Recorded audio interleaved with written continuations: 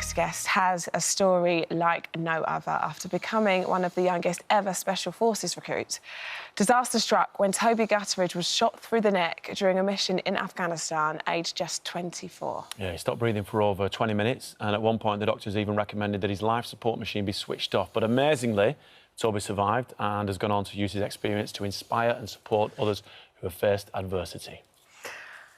Toby, welcome. Welcome. Thanks, guys. Now, first of all, let's start off with your story. You were in the SBS, Special Boat Service. Yeah, that's right. You were touted as one of the best soldiers that we had, apparently, in the British Armed Forces. Apparently, yeah. And you were deployed to Afghanistan. You were on a night mission, I do believe it was.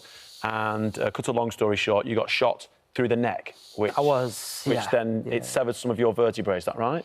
Pretty much, yeah. It entered through the side of my neck. Hit my spinal cord and paralysed me instantly. Do you remember anything from that night? Do you remember the incident? I mean, I don't remember the exact incident, but I do remember the day, you know, getting prepped, doing our usual checks, and then, getting down to the helos, getting on the helos. Obviously, I can't talk much about the operation. No, we understand but, it was a long night, a long walk-in, and like most jobs, it went kinetic. We were the first team in through the doors, and they were all prepped and ready for us. So it just went, wild from there, and unfortunately, I just caught it up straight away. Okay, so you were hit in the neck. Yeah. And then I'm gonna kind of stereotype, I guess, because obviously I've never been in the armed forces, but what we see on television and what we learn about the armed forces is the medic, I would assume, was there straight away to help you, or were you stranded in your position?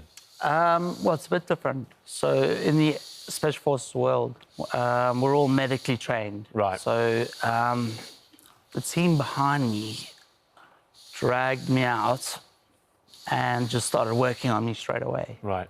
But it's pitch black. You can imagine it's, I'm bleeding out.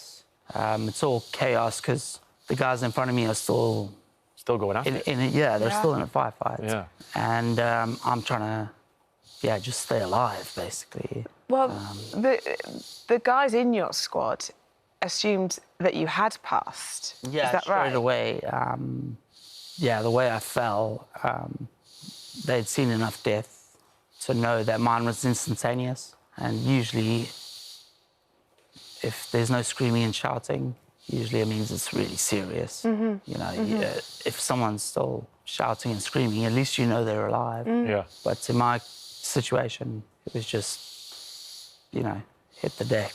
And could you hear your surroundings? Could you hear what was going on? Did you hear the guys talking? No, not at that point. There was, that's all just pitch black. So from that point, you're getting help, you're getting looked at, you're being seen to. Then I assume you get taken to hospital, which I'm sure a lot of that, obviously, you don't remember. No. But the doctors actually advised your family to turn your life support off.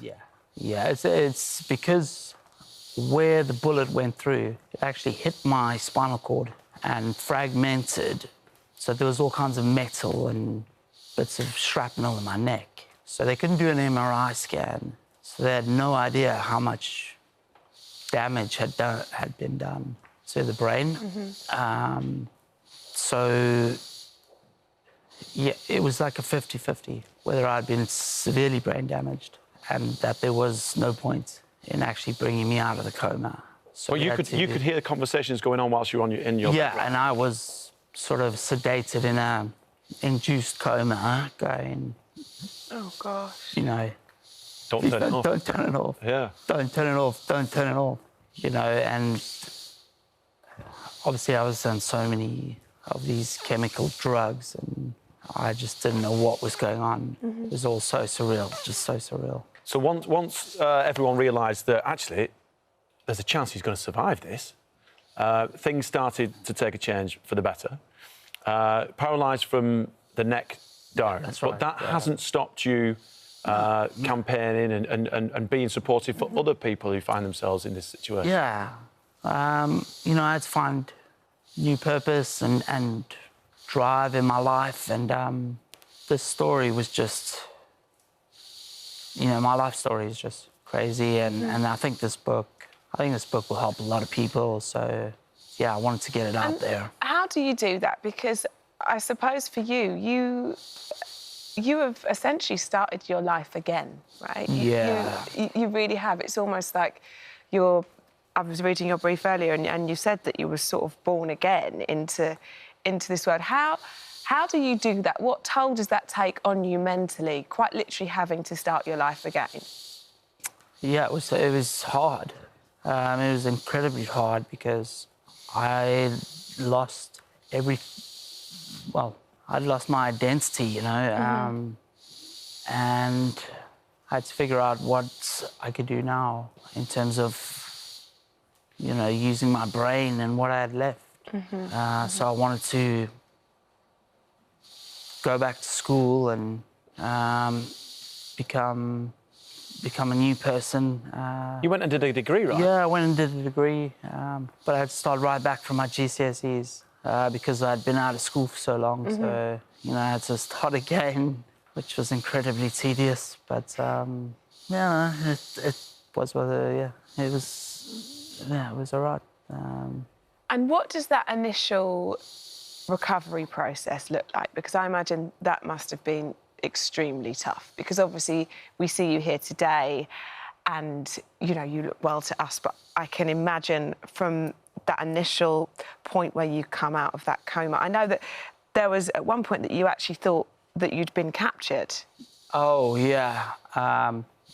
Yeah, because I was on a lot of induced drugs that keep you in a coma. But the last thing I remember is being in a firefight, you know. That's the last thing I remember. And then the next thing I wake up and I can't move. Yeah. I'm in this room with all kinds of people staring at me, and all I can think is, right, I must have been captured.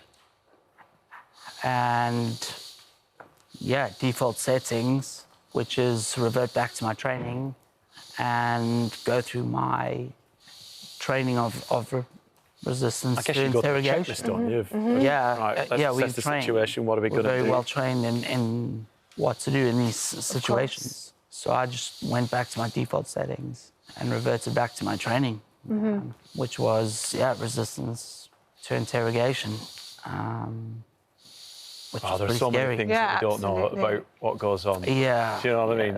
You guys, special characters. Yeah. I did talk about it a little bit in the book and give away a little bit there. All right. But tell us how you have found yourself helping others. What have you been doing? How have you been helping other people in similar situations? So since my injury, I've started building my own company, which is an extreme sports brand. And that's like... This is Bravery. Yeah, right? Bravery. Yeah. And it's what I was passionate about and the things I learned from extreme sports. And it's just a wicked brand. And it's cool. Yeah, and it tries to inspire others, help others. And I think it's, going to help a lot of people. And it's a brand with a message, you know. It's got like a... Yeah, it actually stands for something. Yeah, there's a lot of substance there. Yeah. Well, I know for a fact there's a lot of people watching this now who do feel inspired listening to your story. And it's all in the book. There's no way you couldn't. There's literally no way you couldn't. It's called Never Will I Die. Yeah, thanks, guys. Awesome. Inspiring story. Thank you, guys. Toby, absolutely brilliant. And good luck with everything. Yeah. I appreciate it. If you need absolutely anything, just call on this morning, because this is the kind of show that we'll go in 2-footed and help out. Guys. Yeah, thank you very So much. lovely to Pleasure have met be you. here. Yeah.